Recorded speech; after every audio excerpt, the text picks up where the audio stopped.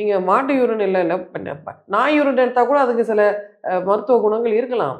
ஏன்னா மிருகங்கள் அதுவும் அந்த அ மாமிசம் உண்ணி மிருகங்கள் தான் குடியிருக்கிற இடத்துல ஒண்ணு கிடைக்காது. கொஞ்சம் தள்ளி போய் ஒண்ணு கிடைக்கும். மாடாவது நின்ன இடத்துலயே ஒண்ணு கடிச்சு நின்ன இடத்துலயே அது சாப்பிட்டுட்டு இருக்கும். ஆமா. ஆனா மற்ற மிருகங்கள் புலி, சிங்கம், கரடி, யானை இந்த மாரி மிருகங்கள், மாமிச உண்ணிகள் முக்கியமா, அது தன்னை இருக்கிற இடத்த விட்டு தள்ளி போய் ஒண்ணு கடிச்சிட்டு வரும். ஏன்னா அது அது அவ்ளோ பவர்ஃபுல்லான ஒரு டாக்ஸின்.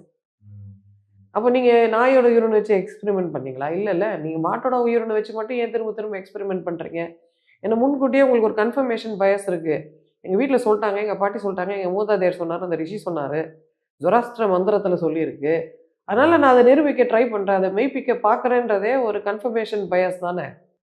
அப்ப அந்த பயஸோட நீங்க பண்றது நீங்க பண்ண தான் செய்வீங்க. உங்கள் நம்பிக்கைக்கு அது பொருந்துது, நீங்க பண்றீங்க. எங்க நம்பிக்கைக்கு பொருந்துது எங்களுக்கு நம்பிக்கை இல்ல.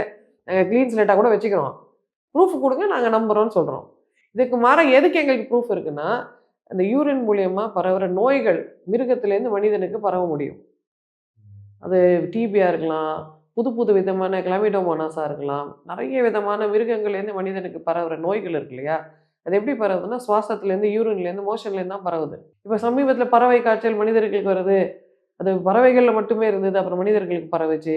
சிம்பேன்சிக்கு மட்டுமே இருக்கிற எபோலா வைரஸ் வந்து மனிதர்களுக்கு பரவுச்சுன்னு சொல்றாங்கல்ல. இந்த மனிதர்கள் போய் இந்த மிருகத்தோட இந்த மாரிலாம் தேவையில்லாத பரீட்சைய உருவாக்குறதுனால, அந்த மிருகத்துக்கிட்ட மட்டும் இருக்கிற நோய் நமக்கும் பரவ ஆரம்பிச்சுருது. அப்போ இதுக்கு நெறைய ரிசர்ச் இருக்கு. இப்ப மிருகத்திலேருந்து மனிதனுக்கு பரவுற நோய்கள், இந்த கோமேஸ் மூலியமா, கோமியம் மூலமா பரவுதுன்றதுக்கு எக்கச்சக்கமான ரிசர்ச் இருக்கு. இவரு சொல்ற 5 பேப்பர் தானே. மாட்டு மூத்திரத்திலேருந்து நெறைய நோய் பரவுதுன்றதுக்கு ரிசர்ச் எக்கச்சக்கமா இருக்கு. மருத்துவ ரிசர்ச்சே இருக்கு. ம்.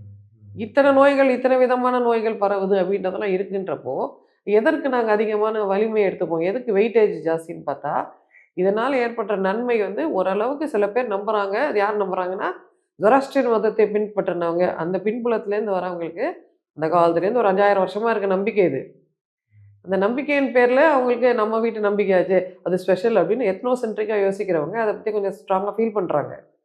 நான் சயன்டிஃபிக் எவிடன்ஸ் நீங்க பார்த்தீங்கன்னா, இந்த மாரி யூரின்லாம் குடிச்சா அந்த மிருகத்துக்கு இருக்கிற நோய், அந்த மிருக அ பாப்புலேஷன்ல, ஈக்கோசிஸ்டம்ல இருக்கிற நோய் மனிதர்களுக்கு வரதுக்கு அது ஒரு காரணமா ஆயிடும்.